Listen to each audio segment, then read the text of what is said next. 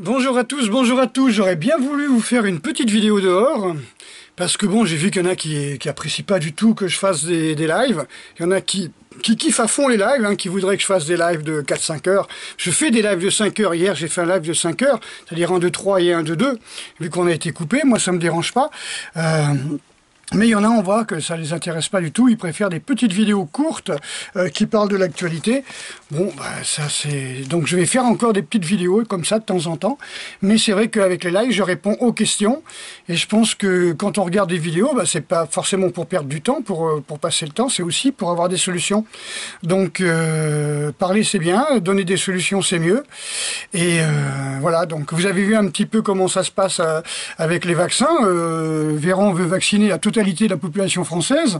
Alors encore une fois, on vous dit que les vaccins ne sont pas obligatoires, mais encore une fois, on vous dit aussi en même temps que vous ne pouvez pas aller travailler si vous n'avez pas votre QR code, par exemple pour entrer dans les gymnases, dans les salles de muscu, dans les restaurants. Et alors moi j'imagine une salle de muscu ou même dans mon gymnase où je travaille arriver avec un QR code, mais en plus la ministre des Sports est en train de nous trouver un business de... Elle est tombée sur quelqu'un qui a dû lui proposer une belle enveloppe pour acheter des masques, des masques conformes pour les compétitions, pour faire du sport. Alors cette histoire, ça m'a pas l'air d'être terminé tout de suite. Hein. Je vous l'avais dit, quand j'ai commencé à avoir des masques Lacoste, des masques en plastique, des masques de toutes les possibilités en tissu, en machin, en transparent, en plexiglas et tout, je me suis dit, ça va pas durer 15 jours, il y a des chaînes de fabrication qui sont lancées de par le monde, et ben là c'est pareil pour, par exemple, pour le passeport numérique, il y a Microsoft avec je sais plus qui se sont mis en concurrence pour faire le premier passeport numérique. Donc passeport numérique plus QR code plus masque, ben, ça c'est la puce, hein.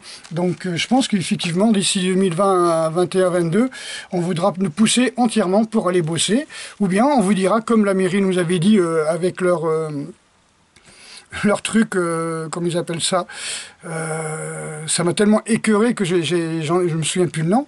Ils avaient fait une charte associative qui disait, ben voilà, vous signez la charte associative, ou bien vous n'avez plus le droit à aller dans les salles, vous n'avez plus le droit à avoir des créneaux, vous n'avez plus le droit aux subventions, vous n'avez plus le droit à participer aux événements de la mairie, mais vous n'êtes pas obligé de le signer. C'est-à-dire, ben voilà, ça fait 30 ans que tu as fait une association, et puis au bout de 30 ans d'existence, on te dit, bon maintenant, tu passes au tout numérique, tu signes la charte ou bien tu meurs. Voilà.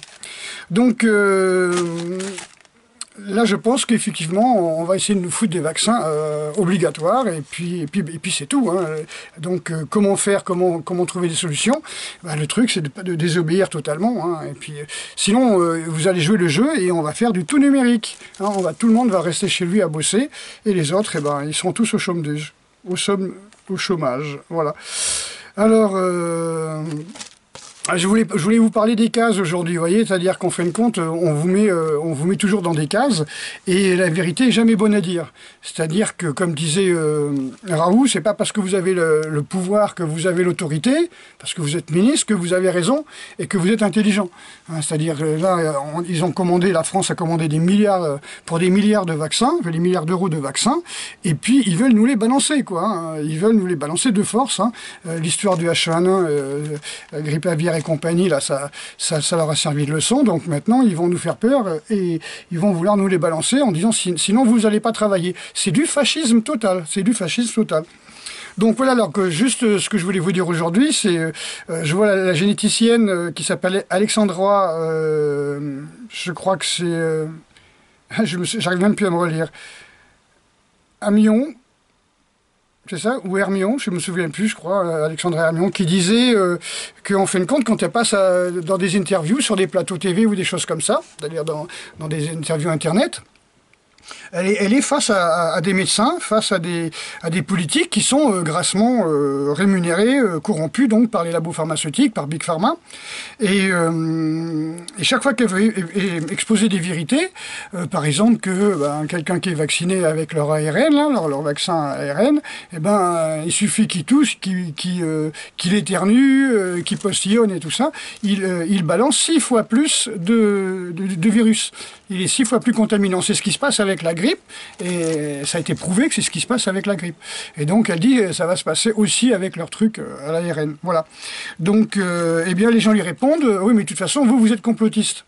Vous êtes anti-vaccin, vous êtes, je sais pas moi, catho-extrémiste, voilà. Donc on lui fout à la tête, on s'attaque au messager pour casser le message. Le message est vrai, mais on essaie de détruire le messager. Ça, c'est une des façons d'avoir toujours raison, hein, comme le livre éponyme de Schopenhauer, où il explique les différentes façons d'avoir toujours raison, simplement ridiculisant le messager, hein, tout simplement.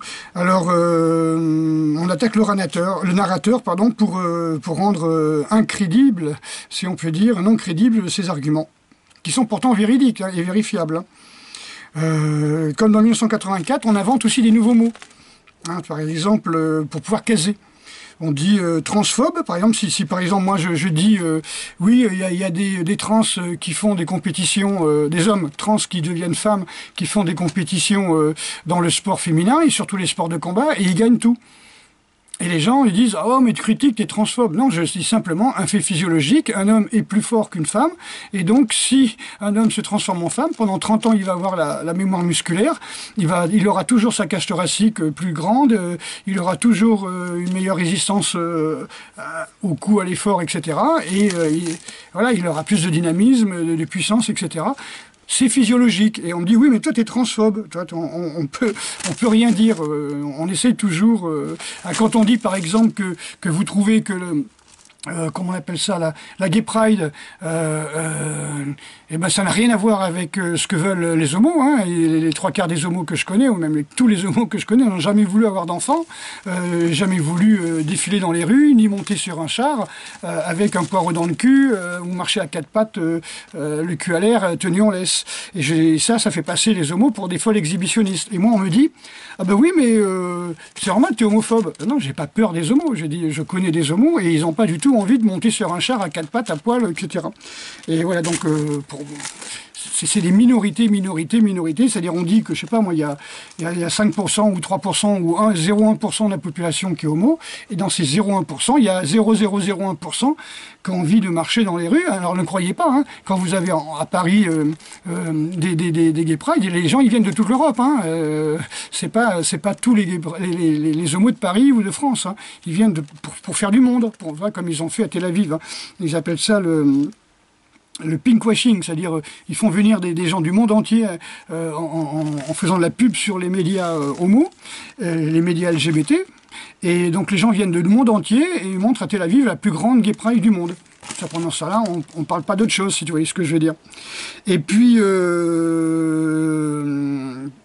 oui, l'autre jour, hier et avant-hier, j'ai prouvé par A plus B qu'il n'y a jamais eu de femme ninja, que ça venait des romans de Yamada Futaro, qui avait transformé l'idéogramme japonais Onna, qui veut dire femme, en Kuno Ishi, c'est-à-dire, et il avait dit, bon, c'est des femmes ninja. Non, c'est des femmes, dans l'original du Manchen Shukai, qu'on appelle en France le Basan Shukai, il parle pas de femme ninja, il parle simplement d'utiliser une femme, une prostituée pour séduire un garde ou quelqu'un, quoi. Et le reste, c'est du cinéma. Et le gars, il a fait 37 romans, dont une trentaine sur les ninjas, qui ont été adaptés en manga, en anime-manga, en film, très très bon film, comme il a même eu un prix, le film qui s'appelle Shinobi, qui venait du manga Basilisk, qui venait d'un de ses romans d'ailleurs. Voilà. Et quand je parle de ça, on me dit, bah ouais, normal, t'es misogyne. C'est pas moi qui suis misogyne, c'est l'histoire. Je veux dire, l'histoire, la vérité, elle est historique. La vérité, elle est physiologique pour les trans. La vérité, elle est ce qu'elle est, tu vois. Et c'est pas en essayant de mettre les gens dans des cases pour les exclure du débat. Voilà, que ça arrangera les choses. Moi, je suis pas d'accord avec les mythes néo-féministes. Là, on m'envoyait encore un truc où on voit des gens qui font la reconstitution viking avec des casques, avec des boucliers qui pèsent une blinde, des épées en ferraille et tout. Et puis, dans les cinémas, vous voyez des nanas vikings avec des yeux de zombies, avec des boucliers en polystyrène et des épées en aluminium. Bon, évidemment, choisis ton camp, camarade, quoi. Où tu vas chercher la vérité historique, où tu vas chercher les séries Netflix, quoi. Plusieurs millions pour faire des feuilletons à la con comme ça, costumés, comme on dit. Voilà, donc, et c'est pas de la misogynie de dire qu'ils ont trouvé une tombe de marchands très très riches vikings, et que quelqu'un a déposé une épée à côté d'elle par amour, ou voilà, par respect, quoi. Voilà. Enfin, pour le moment, il y a un nouveau mot qui vient de sortir aussi, hein, à part tous les mots dont je vous ai parlé, hein, comme en 1984, hein, c'est-à-dire déconfinement, porteur sain, là, je ne sais pas comment ils ont appelé ça, voilà. Et bien maintenant, vous avez la génération distancielle. Voilà. Alors la génération distancielle, en fin de compte, c'est les gens qui sont... cette génération d'étudiants qui sont tout seuls dans leur piole, qui peuvent pas se voir les gens, peuvent pas les toucher, peuvent pas leur parler, peuvent pas leur sourire, qui font des cours à distance, et on te dit qu'il y en a un cinquième qui a des pensées suicidaires. D'ailleurs, il y en a un qui s'est jeté par les fenêtres le 9 janvier à Lyon, quoi. Et qu'en fin de compte, on sait que le fait d'avoir un contact avec les gens, ça crée de l'ocytocine, une hormone qui nous détend, une hormone qui nous rend heureux, hein, c'est l'hormone du bonheur, l'ocytocine, hein, avec bien sûr la dopamine, etc. Mais c'est surtout l'ocytocine, quand tu es amoureux, c'est ça. Hein. Et en fin de compte, le fait de rester devant un écran comme ça, de jamais avoir de contact, de jamais avoir de massage, de jamais toucher, hein, voilà. Et puis rester enfermé chez soi, c'est pas terrible. Donc on dit toujours, comme le disait Thierry Casasnovas, hein, si vous voulez guérir, c'est-à-dire, comment on appelle ça, recover en anglais, récupérer, je ne sais pas comment on pourrait trouver, récupérer, réhabiliter votre corps, récupérer d'une maladie, je cherche le mot français, je ne sais pas. Le principe, c'est de retrouver la forme, si vous voulez. Et ben, il faut des massages, il faut du soleil, tu vois, et manger de la nourriture bio, voilà, marcher, se détendre, avoir un peu de chaleur, ouais, tout ça, rentrer dans tout ce qui va vous permettre de guérir, hein, rentrer dans l'ocytocine, dans la dopamine, dans l'acétylcholine, tous les endomorphines, quoi. Donc voilà, donc quelque part, on nous prépare à être complètement exclus les uns des autres. Comme ça permet de ne pas lutter contre le gouvernement et de se croire seul, de croire qu'on ne peut rien faire parce qu'on se croit seul. Et d'un autre côté, eh bien, ça nous rend de plus en plus malades parce qu'il a été prouvé que se promener en nature... Hein, regardez, le dernier Science et Vie, Science et Avenir, hein, tout est expliqué là-dessus. Hein, c'est-à-dire que se promener dans les forêts fait qu'on devient plus fort point de vue anticorps, hein, on renforce son système immunitaire, on fabrique de l'ocytocine, on se détend, voilà, on est heureux, voilà, tout simplement de se promener dans la nature. Et puis de voir les gens, quand on discute avec quelqu'un, quand on touche quelqu'un encore plus, hein, on crée des hormones, on allume comment on peut dire, des sections du cerveau qui ne sont pas allumées quand vous êtes tout seul. Voilà, c'est ce que je voulais vous dire. Donc, on a l'impression que tout est fait pour nous rendre malades, nous flinguer. Je ne parle même pas de leur merde de vaccin ARN messager qui est un petit peu le petit mot magique. Hein. Et puis, on a beau vous dire que l'ARN ne se transforme pas en ADN.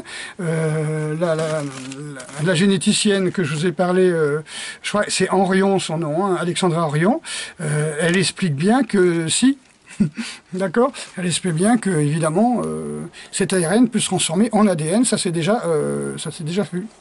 Voilà, donc gros bisous à toutes et à tous, et puis bon là je vais faire ma petite séance, j'ai toujours ma petite séance, mais maintenant c'est des séances qui durent 1h30, alors que je dis aux gens surtout ne prenez pas des grandes séances de muscu, ça va vous épuiser, mais bon, je gère la chose, je mets un petit peu plus de glucides maintenant.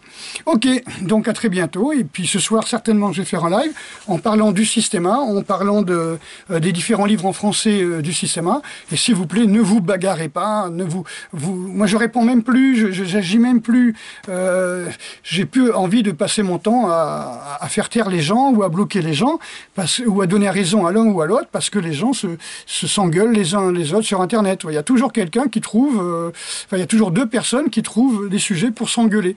Alors je trouve ça un petit peu dommage parce que ça pollue le fil, on pose aucune question. Moi je suis pas là pour vous juger, je suis pas votre mère, je suis pas votre père, donc Oui, essayez au moins de vous tenir, quoi. Je veux dire, parce que vous allez vous engueuler pendant 2 heures et à la fin, vous voulez vous faire la bise. Donc, c'est du temps de perdu, de l'énergie de perdu. Surtout quand il est minuit et que j'ai commencé à 18 heures à faire mon live, tu vois ce que je veux dire? Allez, gros bisous à toutes et à tous, et puis à très bientôt, à ce soir, pour ceux qui veulent, et ceux qui supportent des lives assez longs, et qui cherchent des solutions, qui ont envie de discuter.